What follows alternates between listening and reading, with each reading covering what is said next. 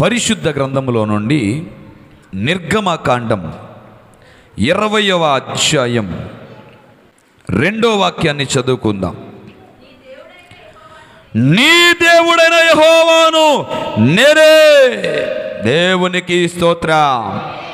ఇంకొక మాట, ద్వితీయోపదేశకాండం 6వ అధ్యాయం 5వ వాక్యాన్ని చదువుకుందాం.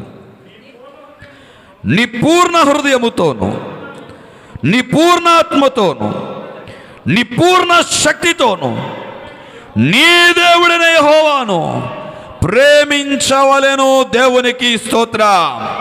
హల్లెలూయా. చూడండి ప్రియదేవుని సంగమా, స్వయాన ప్రభువే సెలవిస్తున్నటువంటి మాట, ఆ డైరెక్ట్ స్టేట్మెంట్, తనను గురించి తానే చెప్పుకుంటున్నటువంటి విషయం, నీ దేవుడైన యెహోవాను నేనే, I am the Lord your God. పైపెచ్చి అంటాడు, I have loved you with all of my heart, I have loved you with all of my soul, and I have loved you with all of my might. నా పూర్ణ హృదయముతో, నా పూర్ణ ఆత్మతో, నా పూర్ణ శక్తితో నిన్ను ప్రేమించాను. ఈ పూట ఒక్క ప్రశ్న, కొత్త సంవత్సరానికి వచ్చామే, ఎంతగా ఆయన మనల్ని ప్రేమించకపోతే నూతన సంవత్సరాన్ని ఇచ్చాడు? ఎంతగా ఆయన మనల్ని ప్రేమించకపోతే సంపూర్ణమైన ఆరోగ్యం ఇచ్చాడు? ఎంతగా ఆయన మనల్ని ప్రేమించకపోతే సజీవుల లెక్కలో ఉంచాడు? ఎంతగా ప్రేమించకపోతే కృపను అనుగ్రహించాడు? ఎంతగా ప్రేమించకపోతే చేయి పట్టి నడిపించాడు? గడిచినటువంటి దినాల్లో ఒక్కొక్క రోజు ఒక్కొక్క వార్తను వింటూ వచ్చాం. నిండు యవనస్తులు రోడ్డు ప్రమాదములో ప్రాణాలు కోల్పోతున్నారు. అక్కడికక్కడే మరణించిన వాడు ఒకడైతే, హాస్పిటల్కి వెళ్తున్న దారిలో మరణించిన వాడు మరి ఒకడు, హాస్పిటల్కి వెళ్ళిన తర్వాత మరణించిన వాడు మరి ఒకడు. మనమైతే సజీవుల లెక్కలో ప్రభువుని స్తుతిస్తూ, మహిమపరుస్తూ, ఘనపరుస్తూ, ఆరాధిస్తూ సంతోషంగా ఉన్నాం. ఇంత సంతోషకరమైన జీవితాన్ని అనుగ్రహించిన ప్రభువుని నువ్వెంతగా ప్రేమిస్తున్నావు? నీకు అన్నీ ఇచ్చిన ప్రభువుని నువ్వెంతగా ప్రేమిస్తున్నావు? అందుకే ఈ పూట 3 ప్రశ్నలు మీ ముందుంచే ప్రయత్నం చేస్తాను. నెంబర్ 1, నీ పూర్ణ హృదయముతో ప్రభువుని ప్రేమిస్తున్నావా? నీ పూర్ణ ఆత్మతో ఆయన ప్రేమిస్తున్నావా? నీ పూర్ణ శక్తితో ప్రభువుని ప్రేమిస్తున్నావా? ఈ ప్రశ్న కోసమే ప్రభు అంటున్నాడు, నేను మీ దేవుడను, నేను నిన్ను పూర్ణ హృదయముతో ప్రేమించాను బిడ్డా. మరి నువ్వు నన్ను అలా ప్రేమిస్తున్నావా? ఎవరిని? నా ప్రభువు నిన్ను ప్రేమించినప్పుడు నీ అందాన్ని చూడలా, నీ ఐశ్వర్యాన్ని చూడలా, నీకున్నటువంటి ఆస్తిపాస్తులు చూడలా, నీకు కలిగిన దానిని బట్టి నిన్ను ప్రేమించాలా? నిన్ను నిన్నుగా ప్రేమించిన వాడు దేవునికి స్తోత్రం. హల్లెలూయా. అందుకే పూర్ణ హృదయముతో ఆయన మనల్ని ప్రేమించాడని చెప్పడానికి నేను ఏమాత్రము సంకోచించడం లేదు. ఈరోజు నీ ప్రేమ అటువంటిదేనా? ప్రభువుని ఇష్టమేనా? ఇష్టమే. ప్రభు అంటే ప్రేమ ఉందా? ఉంది. కానీ ఈ పూటన ప్రశ్న, పూర్ణ హృదయముతో ప్రేమిస్తున్నావా? కష్టం వచ్చినా ప్రేమించగలవా? శ్రమ వచ్చినా ప్రేమించగలవా? శోధన వచ్చినా ప్రేమించగలవా? ఆపద వచ్చినా ప్రేమించగలవా? ప్రమాదం వచ్చినా ప్రేమించగలవా? నష్టం వచ్చినా ప్రేమించగలవా? పూర్ణ హృదయముతో ప్రేమించడం అంటే కష్టము, శ్రమ, బాధలు, వేదన, కన్నీరు, దుఃఖము ఏమొచ్చినా ప్రేమ కలిగి ఉండడం, దేవునికి స్తోత్రం. నువ్వు ఈ లోకాన్ని ప్రేమిస్తున్నావు కనుక నిన్ను సిలువ వేస్తున్నా అనంటే నా ప్రభు అంటాడు, ప్రేమిస్తేనే తప్ప దానికే నన్ను సిలువ వేసేస్తారా? బతికుంటే బలిసాగు తిని బ్రతకచ్చు. ఎందుకు వచ్చిన ప్రేమ? ప్రాణం పోగొట్టుకోవడం అని అనుకోలేదే, అలా ఆలోచించలేదే. ప్రాణం ఇవ్వడానికైనా సిద్ధం దేవునికి స్తోత్ర. చిత్త కొడుతుంటే కూడా ప్రేమిస్తూనే ఉన్నాడు. రక్తము కల చూస్తుంటే కూడా ప్రేమిస్తూనే ఉన్నాడు. శరీరాన్ని చీల్చేస్తుంటే కూడా ప్రేమిస్తూనే ఉన్నాడు. నడి రోడ్డు మీద రాళ్ళు రప్పలు కాళ్ళకు అన్నీ గుచ్చుకుంటుంటే, నెత్తురు కారిపోతుంటే కూడా ఆయన మనల్ని ప్రేమిస్తూనే ఉన్నాడు. దేవునికి స్తోత్ర. కుటుంబానికి దూరం అయిపోయాడు, ప్రాంతానికి దూరం అయిపోయాడు, సొంత జనానికి దూరం అయిపోయాడు. ఎవరి కోసం? నీ కోసం, నా కోసం. ఎందుకోసం? పూర్ణ హృదయముతో ప్రేమించాడు గనుక. దేవునికి స్తోత్ర. ఒకవేళ నీకున్న దేన్నో చూసి ప్రేమించేటట్టయితే అంత త్యాగపూరితమైన ప్రేమను కలిగి ఉండేవాడు కాదు. నీ అంత చందాలను బట్టి నేను ప్రేమించిన వాడైతే తన రక్తాన్ని దారబోయడానికి అడుగులు ముందుకు వేసేవాడు కాదు. నీ ఆస్తి పాస్తులను బట్టి నేను ప్రేమించిన వాడైతే సిలువ మోయడానికి అడుగులు ముందుకు వేసేవాడు కాదు. అందుకే నేను చెప్పగలను, ఆయన పూర్ణ హృదయముతో ప్రేమిస్తాడని, ప్రేమించాడని, ప్రేమిస్తూనే ఉంటాడని. దేవునికి స్తోత్ర. నీకు ఏమున్నా లేకపోయినా నీకోసం ప్రాణం పెట్టడానికి, నీకోసం శరీరాన్ని నల్లగొట్టుకోవడానికి, నీకోసం రక్తాన్ని దారబోయడానికి ఆయన పూర్ణ హృదయముతో నిన్ను ప్రేమించాడు గనక సిద్ధం. అందుకే ఇప్పుడు నా ప్రశ్న, మరి నీ ప్రేమ ఎటువంటిది? మనుష్యుల పట్ల నీ ప్రేమ ఎలాంటిది? దేవుని పట్ల నీ ప్రేమ ఎలాంటిది? నేడు చాలా మంది క్రైస్తవుల ప్రేమ చర్చి వరకే పరిమితం అయిపోతుంది. వాక్యం చెప్పినంతసేపే పరిమితం అయిపోతుంది. ఏదో ప్రార్థన చేసిన కాసేపే పరిమితం అయిపోతుంది.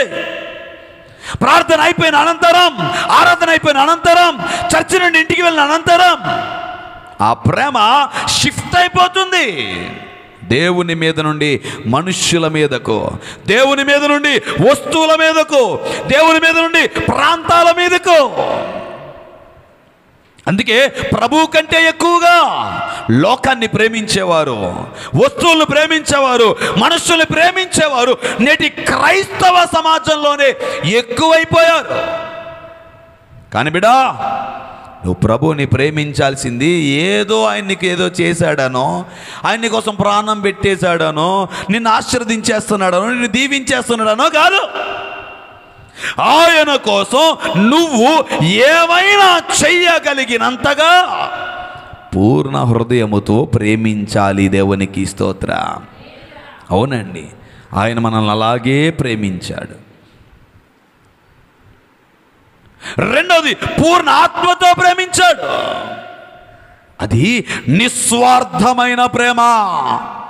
నీ నుండి ఏమీ ఆశించాలా? నువ్వేమిస్తావు? నా కోసం ఏం చేస్తావు? ఇలాంటి ప్రశ్నలు ఏమీ లేవు. నిస్వార్థపూరితంగా ఆయన మనల్ని ప్రేమిస్తున్నాడు. ఏదో ఆశించి ఏదో కావాలని కాదు. అందుకోసం తనకున్న సమస్తాన్ని విడిచిపెట్టాడు. వాక్యంలో చెప్పబడింది, మహా గొప్ప భాగ్యాన్ని వదులుకున్నాడంట. ఈ భూమి మీదకి మనల్ని ప్రేమించి వచ్చాడంట. దేవునికి స్తోత్ర. తండ్రితో ఉన్నటువంటి సహవాసాన్ని వదులుకున్నాడు. తండ్రి సమానుడే అంత గొప్ప భాగ్యాన్ని వదులుకున్నాడు. పరలోక రాజ్యాన్ని వదులుకున్నాడు. భూమి మీద తన కుటుంబాన్ని వదులుకున్నాడు. ఒక దేవాది దేవుడు భూమి మీదకి నరవతారిగా రావాలంటే మనుష్యుని ద్వారానే జన్మించాలి గనుక తన పుట్టుకలో యోసేపును మరియమ్మను ఆయన వాడుకున్నాడు. వారి ద్వారా భూమి మీద అడుగు పెట్టాడు. కాబట్టి ఈ భూమి మీద శరీర సంబంధిగా వారి తల్లిదండ్రులు ఒకవేళ మరియమ్మ యోసేపు అయినా నిన్ను నన్ను ప్రేమించిన వాడు వారిని కూడా వదులుకున్నాడు. దేవునికి స్తోత్ర. కుటుంబాన్ని వదులుకున్నాడు, నిద్రను మానుకున్నాడు, తిండిని వదులుకున్నాడు. త్యాగపూరితమైనటువంటి ప్రేమ అండి. అందుకే with all of my soul I have loved you with all of my soul. నా పూర్ణాత్మతో నిస్వార్థంగా నేను నిన్ను ప్రేమించానే. ఈరోజు నీ ప్రేమ ఎలాంటిది? ప్రార్థిస్తే ప్రభు ఏదైనా చేస్తాడు అంటేనే ప్రేమ. నమ్ముకుంటే ఉపయోగకరం అయితేనే ప్రేమ. అడిగితే ఇస్తాడు అనిపిస్తేనే ప్రేమ. లేదా ప్రభువునే పక్కన పెట్టేసే వాళ్ళు ఎంతమంది లేరు ఈరోజు. కార్యాల కోసం ప్రార్థన చేసి కార్యం అయిపోయిన తరువాత ప్రార్థన మానేవారు ఎంతమంది లేరు. జీవితాలు అద్భుత కార్యాలు చూడాలని ఉపవాసాలుండి ప్రార్థన చేసిన వారు కార్యం జరగగానే ప్రభువునే పక్కన పెట్టేసేవారు ఎంతమంది లేరు. క్రైస్తవులని చెప్పుకుంటేనే క్రీస్తును ప్రక్కన పెట్టిన వారు ఎంతమంది లేరు. గత రాత్రి మేము ఒక ప్రాంతానికి వెళ్ళాం. ఆ ప్రాంతానికి వెళ్తుంటే ఎక్కడికక్కడ ఫోటోలు ఉన్నాయి. క్రిస్మస్ వేడుకంట. క్రిస్మస్ వేడుక బ్యానర్లు కట్టారు, పెద్ద పెద్ద బ్యానర్లు, 1 2 కాదు, చాలా కట్టారు. ఆశ్చర్యం ఏంటంటే ఒక్క బ్యానర్ మీద కూడా యేసు కనబడలా. ఒక్క బ్యానర్ మీద కూడా ఆ క్రిస్మస్ను నిర్వహించే సేవకుడు కనబడలా. ఒక్క బ్యానర్ మీద కూడా ఆ క్రిస్మస్ వేడుకలో వాక్యం చెప్పే ముఖ్య ప్రసంగికుడైన సేవకుని బొమ్మ కనబడలా. మరి ఎవరు కనిపించారు? ఆ క్రిస్మస్కి వచ్చే ముఖ్య అతిథులు బొమ్మలు ఉన్నాయి దాని మీద. నేను అంటాను, నువ్వు ఏం క్రిస్మస్ చేస్తున్నావరా? క్రీస్తు లేని క్రిస్మసా? నువ్వు ఏ వేడుక చేస్తున్నావు? ప్రభువు లేని వేడుక. ఇదేనా బాబా ప్రేమ అంటే? క్రిస్మస్ పండుగ చేసేస్తే ప్రేమ కాదు. క్రీస్తుకు ప్రాధాన్యత ఇస్తే ప్రేమ. దేవునికి స్తోత్రం. నువ్వు చేసే కార్యక్రమంలో, నువ్వు జరిగించే వేడుకలో క్రీస్తు ఉంటే అది కదా ప్రేమ. ఈరోజు మనం చాలా కార్యక్రమాలు చేస్తాం. పుట్టినరోజులు చేస్తాం, పెళ్లి రోజులు చేస్తాం, ఇంకేవేవో కార్యక్రమాలు చేస్తాం, చాలా చేస్తూ ఉంటాం. అలా చేస్తున్నప్పుడు మీరు చాలా ప్రాంతాల్లో, చాలా కుటుంబాల్లో, చాలా జీవితాల్లో గమనించండి. వాళ్ళు వచ్చారా, వీళ్ళు వచ్చారా, అది వచ్చిందా, ఇది వచ్చిందా, ఇవి తెచ్చామా, అవి తెచ్చామా, సరిపోయిందా, సరిపోలేదా, అన్నీ చూస్తారు. కానీ యేసున్నాడా లేదా? మన ఈ కార్యక్రమంలో ప్రభు కృప ఉందా లేదా? ఆయన ప్రేమ ఉందా లేదా? ఆయన ఆత్మ ఉందా లేదా? ఆయన అభిషేకం ఉందా లేదా? ఆయన నడిపిస్తున్నాడా లేదా? మనకంటే ముందు ఆయన ఉన్నాడా లేదా? ఒక్క మాట అడుగుతాను, ప్రశ్న సమాధానం చెప్పండి. ఒక వివాహమే కానివ్వండి, లేదా ఇంక మరి ఒక పెద్ద కార్యక్రమం ఏదైనా కానివ్వండి, అన్ని హడావుళ్ళు, అన్ని పనులు చేస్తారు. కానీ మొదట ప్రాధాన్యతగా ప్రార్థన చేస్తారా? లేదే. చర్చిలో అయ్యగారికి చెప్పామండి ప్రార్థన చేస్తారు, సరిపోయింది. ఒక్కరోజు ఉపవాసం ఉండి ప్రార్థించలేవా? లేదా ఒక రాత్రి మెలకువగుండి ప్రార్థించలేవా? ప్రభువా, రేపు జరగబోయే కార్యక్రమం నీ నామ మహిమార్థమే, ఘనమార్థమే జరిగించాయో. కుటుంబం అంతా మోకరించి ప్రార్థిస్తున్నారా? అలాంటి దాఖలాలు చాలా అరుదైపోయినాయి. నేను అంటాను, అదేం ప్రేమ? అదేం ప్రేమ? అవసరాల ప్రేమ. కానీ నా ప్రభువుది అవసరాల ప్రేమ కాదు, నిస్వార్థమైనటువంటి ప్రేమ. ఏమి ఆశించకుండానే ప్రేమించిన ప్రేమ. దేవునికి స్తోత్ర. మూడవదిగా పూర్ణ శక్తితో. I have loved you with all of my might. పూర్ణ శక్తితో ప్రేమిస్తున్నాడు, పూర్ణ బలంతో ప్రేమిస్తున్నాడండి. బిడా, నీ ప్రేమ బలమైనదై ఉండాలి, నీ ప్రేమ శక్తి కలిగినదై ఉండాలి. ఎన్ని ఆటంకాలు వచ్చినా, ఎన్ని అడ్డులు వచ్చినా, ఎంతమంది వెనక్కి లాగినా, ఎన్ని శోధనలు వచ్చినా, అపవాది ఎంత తరిమినా, నీ ప్రేమలో బలం ఉండాలి, నీ ప్రేమలో శక్తి ఉండాలి. అపవాది వచ్చాడు, యేసును శోధించాడు. ఆయన వెనకడుగు వేశాడా? లేదు. సిలువ వేసేటప్పుడు కూడా అడిగారు, ఒప్పుకున్నాడా? లేదు. కారణం ఏంటో తెలుసా? నీ మీద ఆయనకు ఉన్న ప్రేమలో బలముంది. శక్తి కలిగిన ప్రేమది. అందుకే ఈ పూట నా ప్రశ్న, నీ ప్రేమలో బలముందా? ఆటంకాలు వచ్చినప్పుడు, అవసరాలు వచ్చినప్పుడు, ఇబ్బందులు కలిగినప్పుడు, శోధన వచ్చినప్పుడు ప్రభువునే ప్రక్కన పెట్టేసేవాడిగా ఉన్నావా? లేదు, ప్రభువు కోసం నిలబడేవాడిగా ఉన్నావా? దేవుని కోసం ఏదైనా వదులుకొని నాకు ప్రభువే ముఖ్యం, పరిచర్య ముఖ్యం, సువార్తే ముఖ్యం, ప్రార్థనే ముఖ్యం, రోషము కలిగి నిలబడే వ్యక్తివేనా? అందుకే ప్రభు పట్ల బలమైన ప్రేమ కలిగినటువంటి వ్యక్తివేనా? అందుకంటాడు కదా, నీ పూర్ణ హృదయముతో, నీ పూర్ణ ఆత్మతో, నీ పూర్ణ శక్తితో నీ దేవుడైన యెహోవాను ప్రేమించవలెను. ఎందుకో తెలుసా? నీ దేవుడైన యెహోవాను నేనే, కాబట్టి నన్ను నీ పూర్ణ హృదయముతో, పూర్ణాత్మతో, పూర్ణ బలముతో ప్రేమించాలి. దేవునికి స్తోత్ర.